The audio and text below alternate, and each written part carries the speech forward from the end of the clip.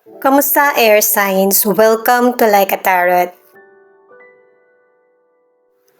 Alamin natin kung sino ang forever mo, yung taong nakatadhana sa iyo. Kailan at paano kayo magkakakilala, ano ang katangian niya, ano ang sitwasyon niya, trabaho, zodiac, at hilig. Posible na person mo na siya. Makaka-resonate ka sa ilang babanggitin ng cards. Kung ano yung ipakita ng cards, yun yung babanggitin ko sa iyo. Guide reading lamang ito at saka general reading.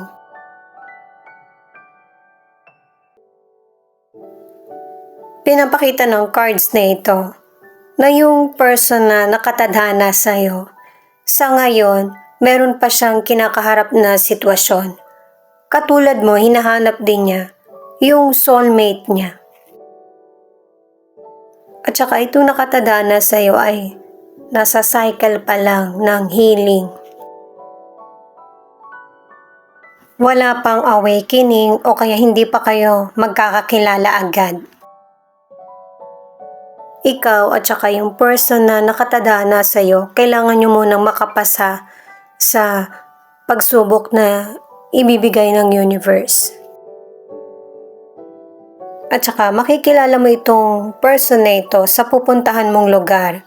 Pwedeng nandun yung ibang kaibigan mo o kaya sa trabaho. At dun nyo parehong mararamdaman na meron kayong koneksyon na dalawa. At yung taong nagpakilala sa inyong dalawa, meron siyang paghanga dun sa nakatadhana sa iyo. Mapapansin mo rin ito na magbabago yung trato niya sa iyo. Gustuhin man or hindi ng person na nakatadhana sa iyo, marami siyang natutunan sa pag-apply ng patience sa buhay niya. Malapit lang itong person na ito at saka maybe kilala mo kasi magkakaroon kayo ng time na magkasama. At saka ikaw naman, ang ilan sa inyo nag-let go na yung person mo. Pero yun na yung sign na itong person na ito, andun yung love pero hindi siya ready sa commitment.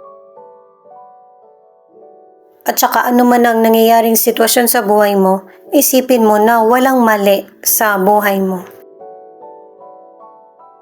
Kasi yung mga nangyayari sa'yo ay nakatadhana at saka guide din ito sa'yo para mag-grow at matuto. The Sun, Ten of Pentacles in reverse at Judgment in reverse. Sa cards na ito, makikilala mo yung nakatadhana sa iyo sa bakasyon. Pwedeng holiday mo ito, walang pasok sa school or walang pasok sa trabaho. Sa career, itong nakatadhana sa iyo, magaling siya sa trabaho at saka leadership. Sa negosyo, pwede rin siya.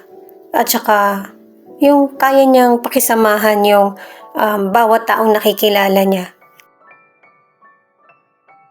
At itong person na nakatadhana sa iyo ay nakatira sa lugar na mainit or warm.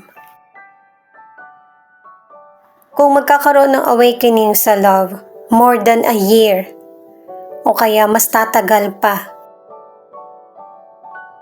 At saka yung awakening na mangyayari, mainit yung lugar na tinitirahan niya, pero may posibilidad na tag-ulan.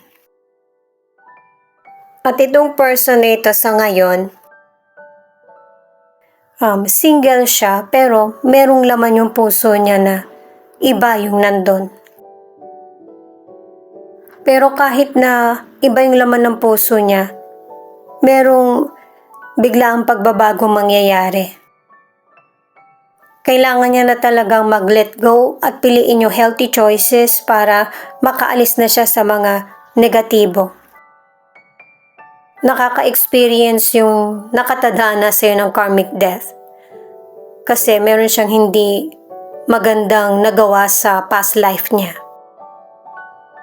Queen of Cups, Three of Wands, at the Hangman. Ang zodiac sign ng nakatadhana sa iyo ay Cancer, Scorpio, Pisces, at saka Aries. Kahit na sinabi ko na okay ang Scorpio sa iyo, may ilan na hindi pa rin tugma. At saka yung Virgo din, 50-50.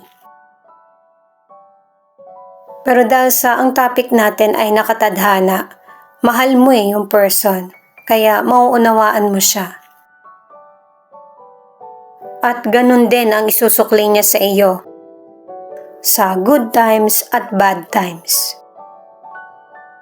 Kasi kahit nasabihin pang soulmate na kayo, meron pa rin times na hindi kayo magkakasundo. Pero ang love ay mananatili at wagas.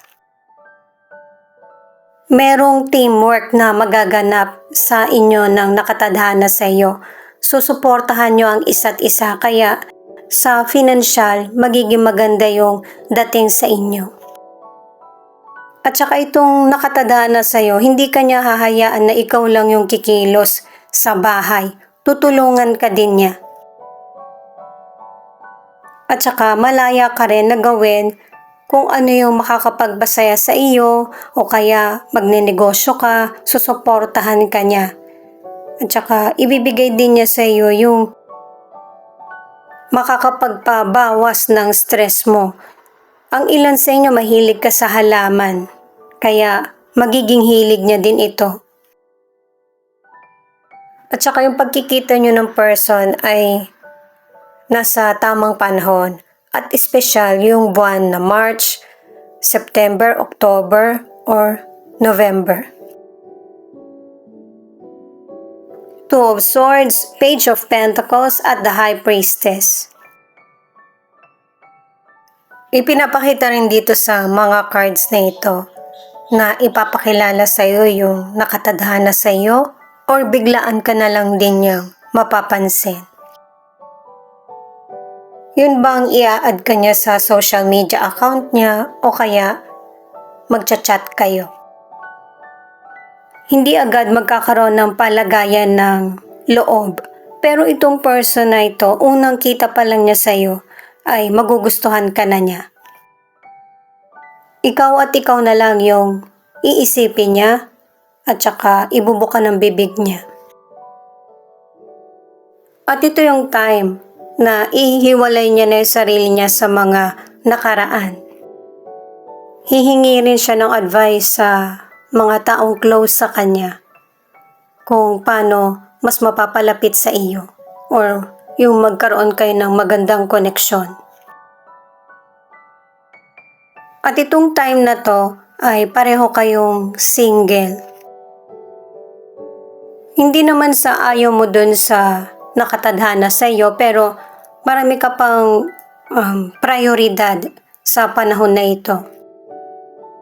Pwedeng sa career, financial, o kaya health issues.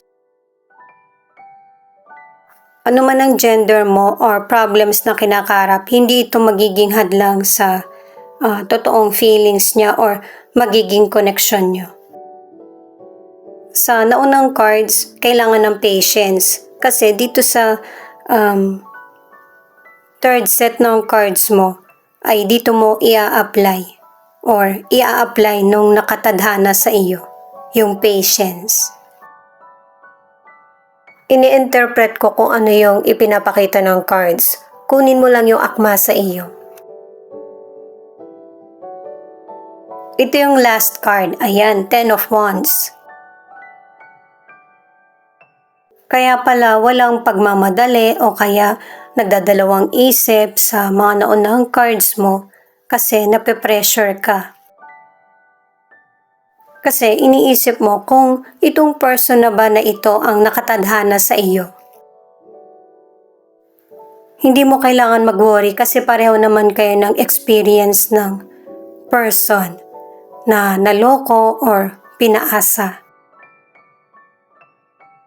At saka ito rin yung tamang panahon sa iyo na i-release na yung mga hindi naman kailangan or nagpapapigil sa tagumpay sa karir mo man ito, sa negosyo, lalo na sa love life. At saka magkaroon ka ng paninindigan na ang i-welcome mo sa buhay mo yung mga taong nagpapa-inspire sa iyo. Piliin mo din yung greatness at saka passion mo sa buhay. Kuha pa tayo ng ibang mystical cards para sa clarity. At saka guys, nakadalawang cards na para sa rival. Pero wag mo tong isipin kasi nakatadhana yung tinutukoy ng cards. Kahit na iwasan mo yan or hindi ito yung mapunta sa iyo, gagawa pa rin ng paraan yung universe na mapunta ka sa tamang tao. Thank you nga pala guys sa mga nag-like, share, comment, and subscribe. Ingat po kayo palagi saan man kayo naroon. At saka napansin ko lang sa mga cards na yung person na nakatadhana sa iyo pwedeng nag-uusap kayo online or nagkikita din bilang kakilala or magkaibigan. Dito mo siya mapapansin kasi ipapakilala siya sa iyo ng kaibigan mo. Yan yung sinasabi ng Ten of Wands. Di ba nabanggit ko na yung rival? Kasi yung person na nagpakilala sa iyo, meron din siyang gusto doon sa nakatadhana sa iyo. Pero ikaw yung pinili. Pwedeng sa party, sa event, celebration, o kaya yung nagkakwentuhan lang, yung nagkasama-sama ba ng biglaan.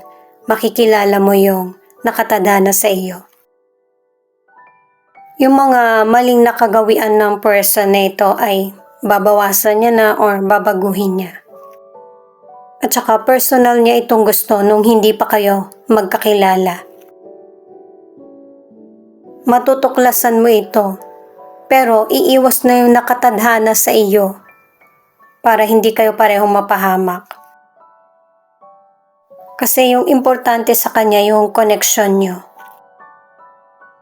Hindi naman nag-e-effort talaga itong person na ito pero nung pagdating sa iyo, gusto niyang maayos lahat. At saka yung person na nakatadhana sa iyo, mabuti siyang tao pero nahihila kasi ng hindi mabuting mga kaibigan. At saka kapag nakilala ka niya, magiging ready na siya sa lahat. Mas pipiliin yung kalma at saka payapa na relasyon or connection. Ito yung last na mystical card para sa mga air signs. Ito na yung paraan kung paano mo malalaman kung ito na ba yung nakatadhana kasi bibigyan ka ng sign ng universe.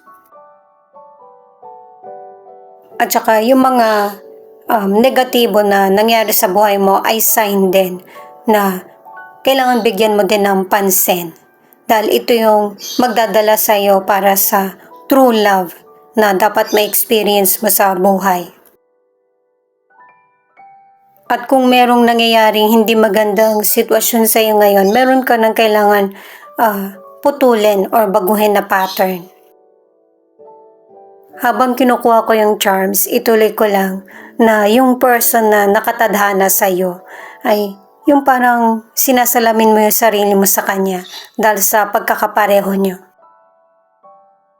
At saka maraming makikigulo at saka may inggit sa relasyon nyo ng person na nakalaan para sa iyo. Pero sa huli, yung love nyo pa rin sa isa't isa ang mananatili. Ito pa yung ilan sa katangian niya. Mahilig siyang magluto at saka syempre kumain. Magde-date kayo. Gagawa kayo ng magandang memories together. Ano man ang gender ng person mo, marunong siya sa gawaing bahay. Mahilig din siya sa pets or nag-aalaga siya. At saka ibig sabihin din nito ay loyal, friendly at marunong makipagkapwa-tao yung person. At saka itong nakatadhana sa iyo ay mahilig siya mag-drive or yung maggala kasama yung loved ones or friends. Pagdating sa relasyon or family, napaka-protective ng person na ito. Ang ibig sabihin nito ay meron kayong pamamaraan na para maging healthy yung connection nyo. At saka itong feather, naka-4 na words ka na para sa you are guided. Itong lovebirds naman, ang ibig sabihin ay loyal kayo sa isa't isa ng person nang nakatadhana sa iyo at saka magiging happy yung relasyon nyo. At saka naka-5 words ka na rin para sa transformation na ito yung kailangan mong i-apply. Ganon din sa taong nakatadhana sa iyo para magtutuloy-tuloy yung buhay at mapalapit sa taong nakatadhana. Ito pa yung karagdagan na zodiac sign para makilala mo yung nakatadhana sa iyo. General reading ito guys ha, at saka dagdag kaalaman na rin sa iyo. At saka bibigyan ka ng sign at guided ka para sa taong nakalaan para sa iyo. Aquarius, Pisces, Aries, Cancer, Capricorn, Scorpio, at Leo. Itong dice naman na ito na 5 ay posibleng connected sa iyo at saka sa nakatadhana sa iyo. Pwedeng months or days. Kumbaga, special itong number na ito para sa makaka-resonate sa reading na ito. Ito naman yung initial sa person na itinutukoy kung sino yung nakatadhana sa iyo. Para sa araw ng pagkikita nyo, alam mo kung sino siya.